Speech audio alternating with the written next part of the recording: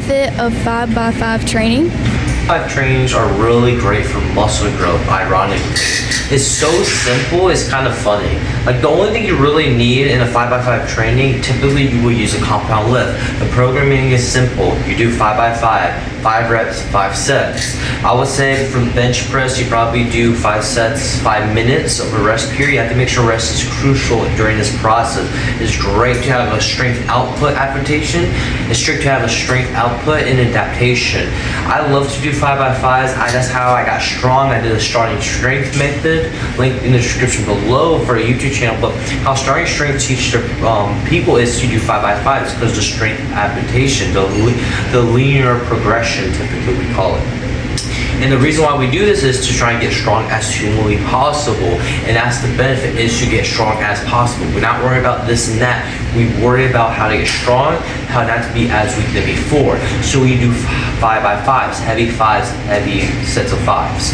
And we rest for 5 minutes. And the benefits of, sure, you know, if you used to do machine-based work for a long time, but you're not getting strong, switch to a 5x5 training method. Is really great to train that nerve adaptation in the CNS to fire rapidly and doing heavy compound lifts like bench, squat, deadlift, or overhead press. A 5x5 is really beneficial to building more muscle mass and to train for strength output.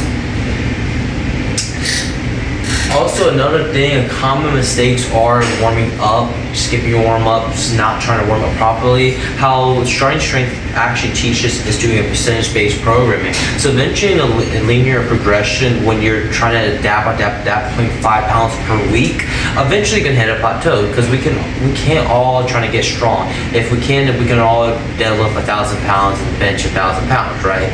But eventually your body taps out because of genetics, because of just, you know, too much at one time, stuff like that. So how you would happen is eventually you're gonna hit a plateau.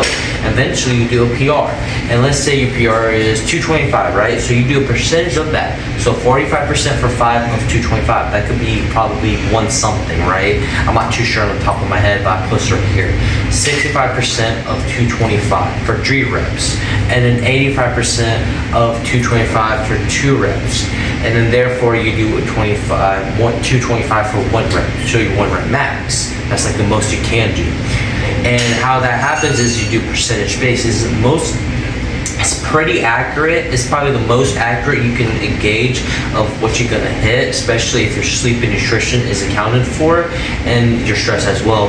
But my point is, percentage-based programming is the way to go if you want to get started, in my opinion. So you do 5 sets, 2 sets of 5 for the bar itself, and then you just do 45% for 5 reps. Then you do 65% for 3 reps, and then you probably, after 85% for 2 reps, you probably want to rest for 2 to 3 minutes. I recommend for 3 minutes, but you might want to rest for 2 minutes, just because you gotta start on 1 rep max. You want to get into it. That's 85% right there. Now you're gonna do 100. So you don't want to jump into it too quickly. You need a rest, and after that, you see if you hit your 1 rep max. Make sure your form is accounted for and everything as well included.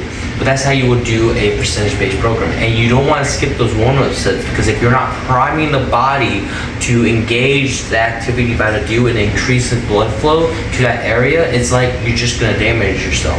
How do you expect the body to actually engage your muscle tissues if you don't engage those muscle tissues to begin with? You're not. If you don't prime yourself to actually work into a working set is something that you're gonna do for multiple reps that actually is gonna challenge you and build muscle.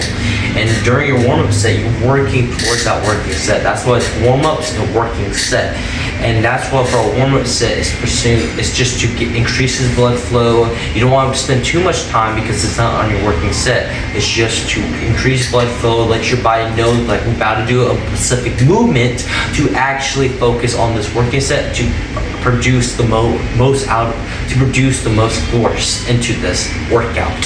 And that's what we do a warm-up set, and that's why you can't skip. It's very crucial not to skip the warm-up set, because without telling the body, hey, we need to engage our nervous system to produce more force, to have a rate of force, and have more blood flow to the tissues, that can cause injury, less weight, not able to have a good workout. So, and not to adapt, you're just gonna degress. I mean, You're just telling the body adding weight too fast. So the whole point of the starting strength method is to add weight over time, 5 pounds at each week, or maybe 5 pounds each week. And if you add too much weight too fast, and this is me commonly when I was trying to get my squat numbers high, it's like, okay, I could probably put more weight, right?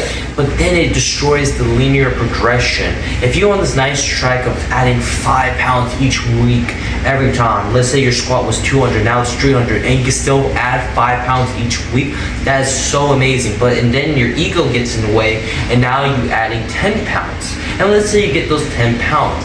Now your form is bad. Therefore, you're not doing the exercise correctly. Therefore, you're not going to get the same benefits if you were. If you're squatting below parallel before with less than 10 pounds, but adding 5 and still squatting below parallel, but now you add 10 pounds and now you're squatting above parallel, now you're actually worse than before, because now you're not going to get the same adaptation. Now you have bad form because you're not squatting as deep with the less weight, but now you have more weight. Now you put too much on your nervous system. Now you're not going to adapt as faster. Now you're going to decrease possibly in weight because you put too much weight, and now you ruin that linear progression.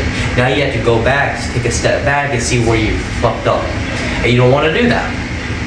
So you can't add too much weight, especially with bad form. Then that's going to be in your movement patterns. Now you have to try fix that in the future. Let's say you go on with a wide stance, too wide, and now you have to fix that in the future because you always used to do that, and now it's in your body movement. So you have to fix that, and you don't want to do that, a common mistake. Recovery and burnout. You don't want to ignore recovery. Recovery is to tell the body, hey, we might not be ready to do this. If you're not recovering as fast, now you're just healing. You're not progressing. You're not adapting. And the whole point of getting stronger is to have adaptation.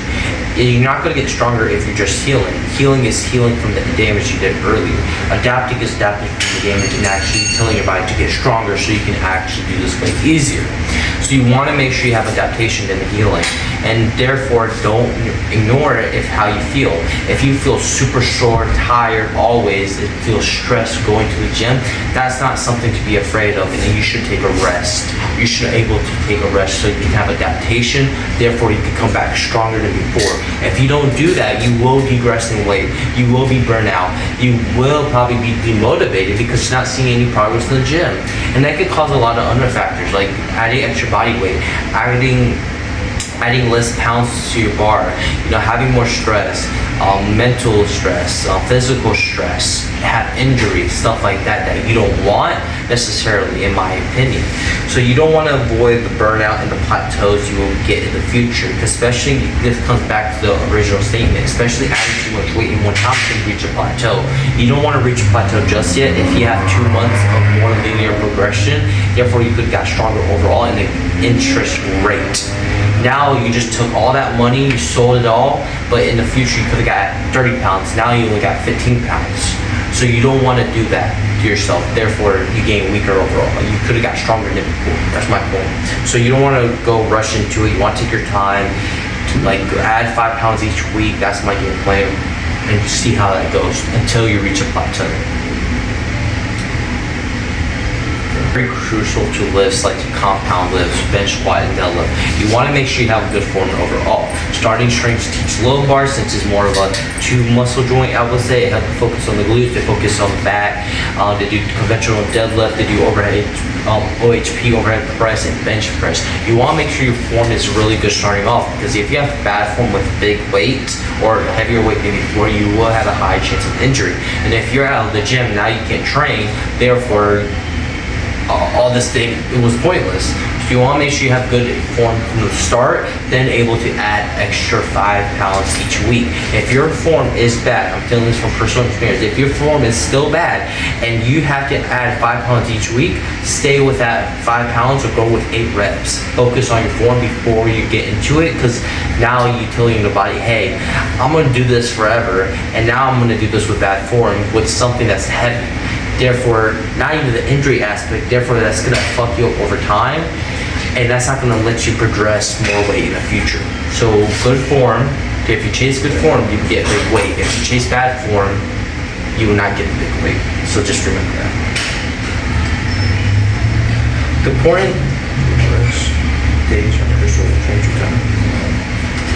The point of recovery. So the point of recovery is very crucial. You don't want to have healing processing. You want to have adaptation. The whole point of getting stronger is called adaptation. You want able to have that. If you're not adapting, if you're not adding 5 pounds each week, you're healing. You're not adapting. You need to adapt to get stronger. That's the bottom line.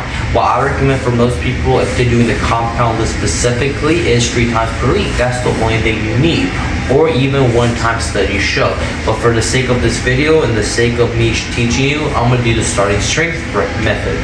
And I recommend Monday, Tuesday, Wednesday, or you can space it out 1 time as a beginner. Say, hey, on Monday I do bench. On Tuesday I do squats. On Wednesday I do deadlift. And then on Thursday I do OHP. If you do 4 times per week, go for 3. Just do those 3. You will see so many benefits. I'm telling you from personal experience, if you just properly rest for four times a week, you will see major growth than doing it 5 times a week, especially a beginner. Your body can't handle the same stress as an advanced person who's been doing it for years. It just can't. It's not used to that stress output, that adaptation that you're not gonna go through if you just do it lightly, do it like go over each time, each week, build yourself to that tolerance. If you jump into it fast, you're just gonna heal and waste your time. You don't wanna put all the work at first in doing it wrong. You rather put all the work in first and doing it right. So we don't have to go back and see what we fucked up. You don't wanna do that, trust me. So that's why I recommend. Another reason is rest periods. You have to make sure your rest periods are accounted for. If you're doing a heavy 5x5 or 5x3 like compound lifts, you don't want to rest for 2 minutes. You're not even going to get 5 reps. I highly doubt it. And if you do, it's probably with bad form. So, or maybe the weight is too light. So, I highly recommend resting for more than 5 minutes. So 5 minutes, so this is what it will look like. Let's say 225 for 5 reps, right? Then you rest for 5 minutes. Then you do it again, and then you do it again, and that's it. And if you do it again and again, y'all will say do it for a 5x5, 5 reps, 5 sets, 5 minutes. If in the last set you need to rest for extra 10 seconds, go right ahead. But my point is, you're trying to adapt, you're trying to get stronger. Rest is very crucial, especially training with heavy weights. You don't want to rest for 2 minutes and you have a chance of injury. Now the body is not recovered and therefore you're doing heavy reps. If you do something for 5 reps for first set and I rest less and do it for 2 reps, then that's a high chance of injury and that's not the best thing you could do for yourself. And now you're not going to be adapting, you'll be degressing. So the 3 things I want you to focus on of trying to make sure you're getting strong is just 3 things. Sleep. Sleep is very important. I recommend you get 9 to 8 hours of sleep. I will aim for 9 hours of sleep just because of the time that you might be waking up, the time that might take you to fall asleep, the time that you have to talk to somebody before you get to bed, the time you just have that little hour to blunt any effects of you having 7 hours of sleep. So many people say, oh, I have good sleep or I have okay sleep. They don't even know what good sleep is because their circadian rhythm's off. They're having 8 hours of sleep. The reality is 6 or 7 because it takes them an hour to fall asleep, or they're on their phones, or they wake up at the middle of the night, or they lay in bed for an hour tossing and turning, you know? So you want to aim higher than before. Nutrition is the second thing. Nutrition is very important. If you're not eating right, if you're not eating enough, and you're doing a 5x5 training style, it's going to be very stressful on the body. Therefore, you can increase your body fat percentage. And you don't want that. You want to increase muscle mass. So I highly suggest eat more food from the right foods. So if you're eating donuts, pizzas, and garbage, then you're not going to get the healthy body that you want.